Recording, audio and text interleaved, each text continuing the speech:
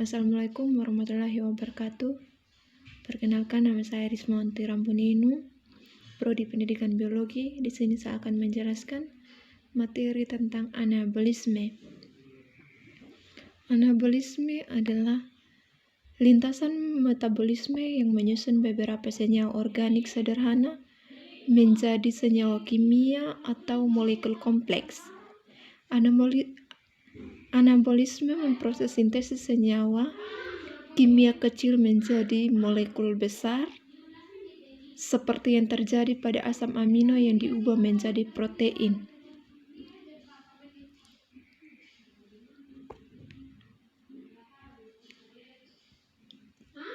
Anabolisme mengubah senyawa organik menjadi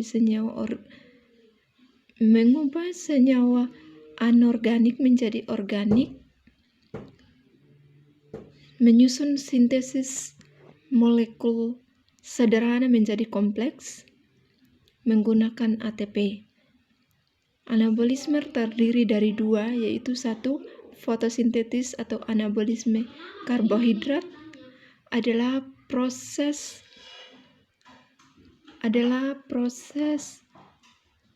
anabolisme yang menggunakan cahaya sebagai sumber energi. Dua, kemosintesis adalah proses anabolisme yang menggunakan senyawa kimia sebagai sumber energi. ATP atau adenosine trifosfat adalah bentuk energi yang digunakan oleh makhluk hidup untuk melakukan aktivitas tingkat sel. Energi ATP berasal dari proton H+ dan elektron sebagai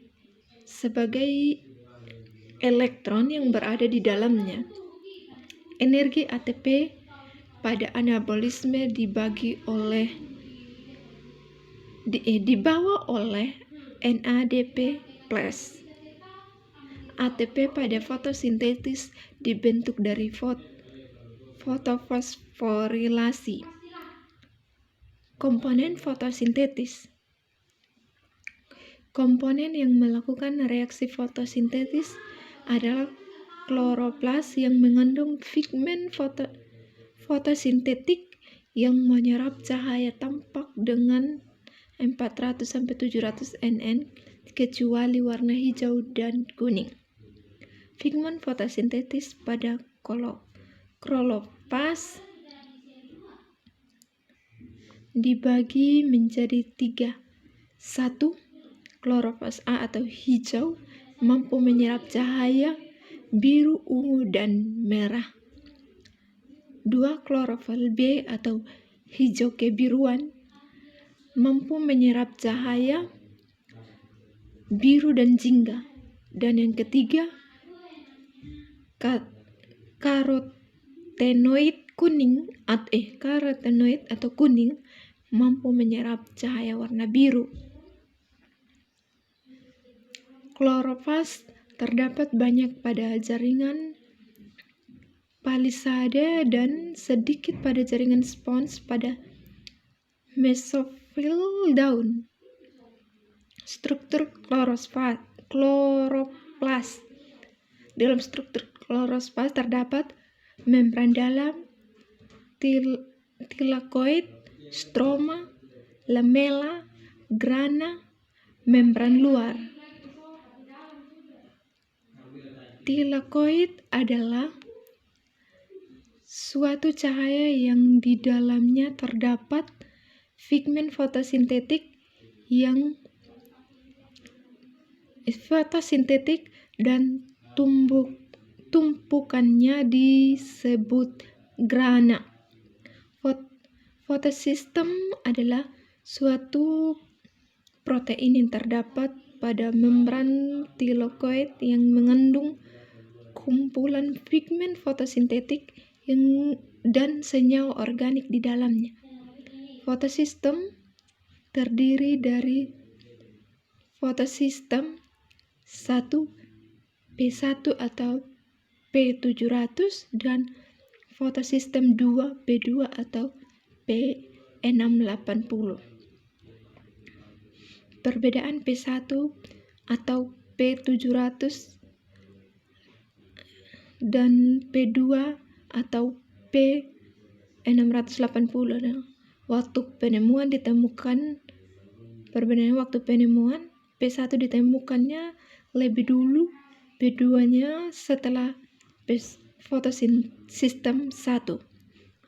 Kedua, pigmen fotosintetik, P1-nya klorofil dan karotenoid, P2-nya klorofil A dan klorofil B.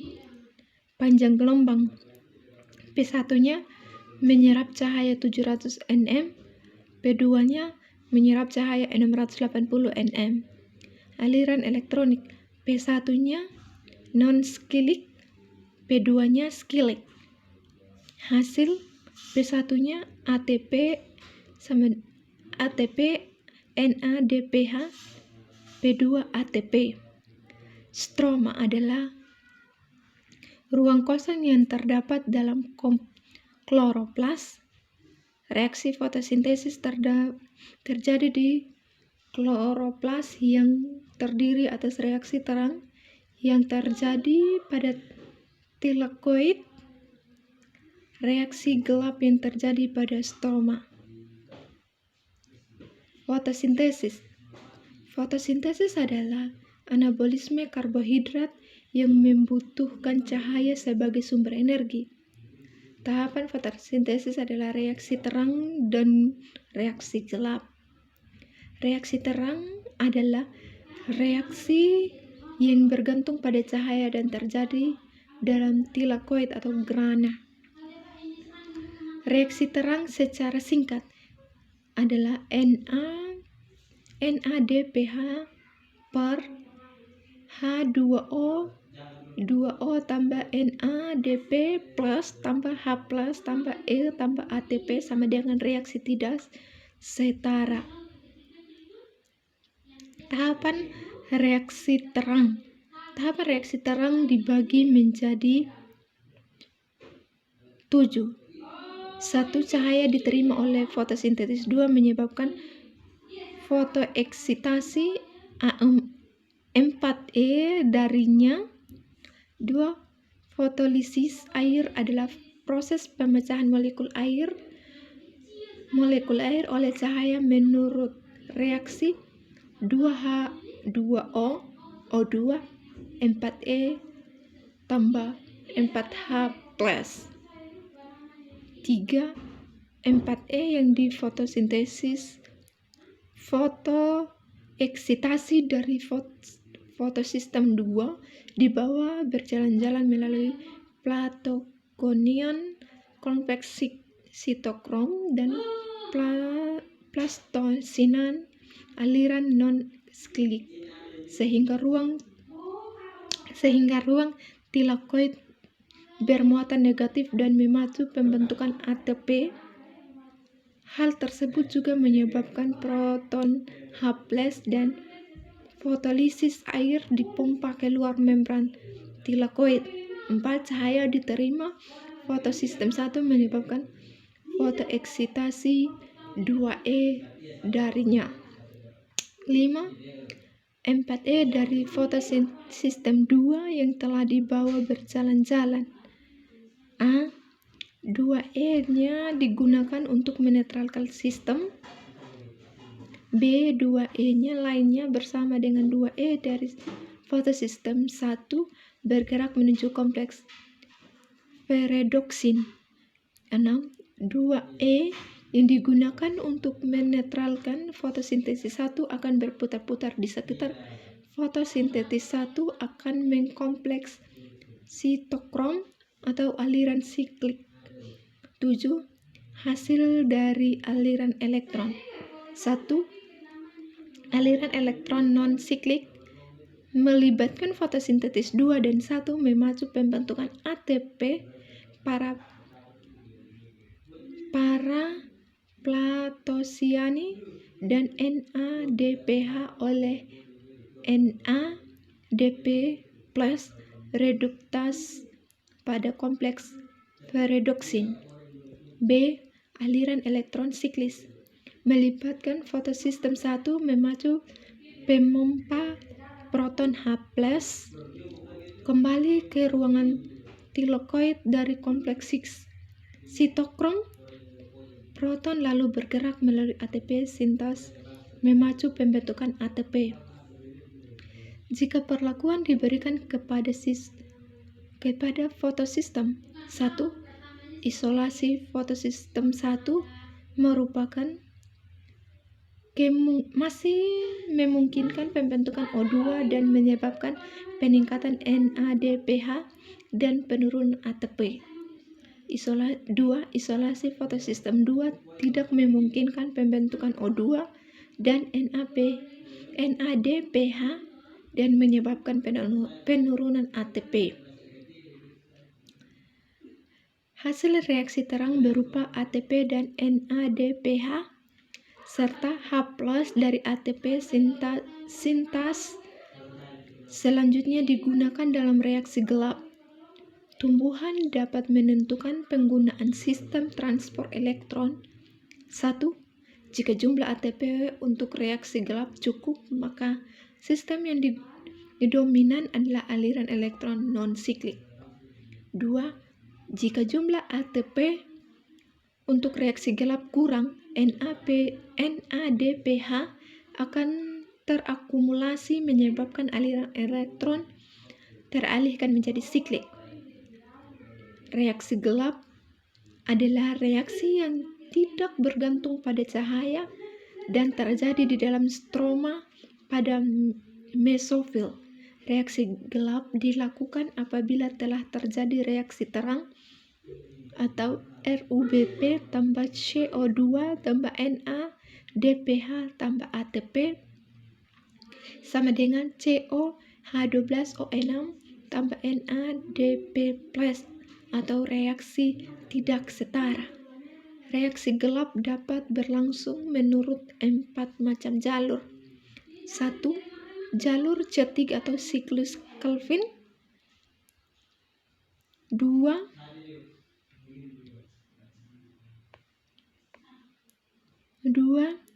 Jalur C4 atau jalur Hertzsprung. Ketiga, jalur CAM atau Glaroul exit metabolis. Dan yang keempat, C2 garing transformasi jalur glikolat.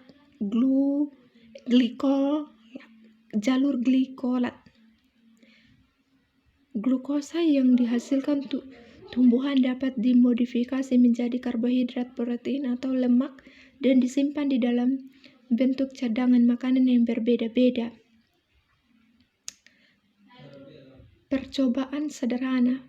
Para ilmuwan yang menjelaskan proses fotosintesis antara lain percobaan Ingenhousz atau percobaan dilakukan menggunakan hidrilla. 2. Percobaan Snake atau dilakukan dengan penutupan pembagian daun selama sehari. 3. Percobaan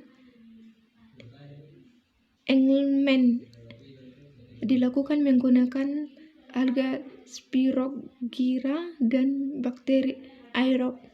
4. Percobaan lilin. Jika dalam sebuah tabung kaca tertutup terdapat sebuah tumbuhan, maka suatu lilin tetap dapat menyala. 5.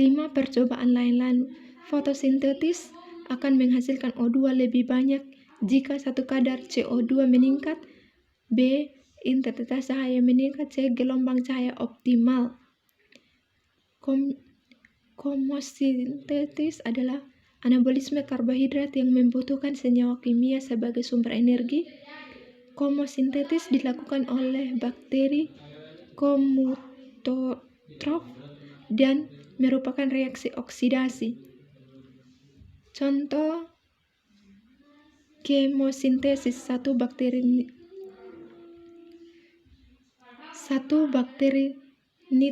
nitritasi, 2 bakteri nitratasi, 3 bakteri hidrogen, 4 bakteri metana, 5 bakteri belerang, 6 bakteri besi. Energi yang dihasilkan dalam kemosintesis selanjutnya digunakan untuk membentuk glukosa dari CO2, CO3, 2 negatif atau CH4.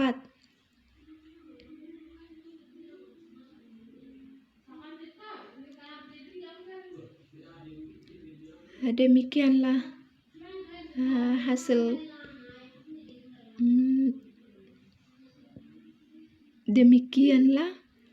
hasil penjelasan saya tentang materi anabolisme.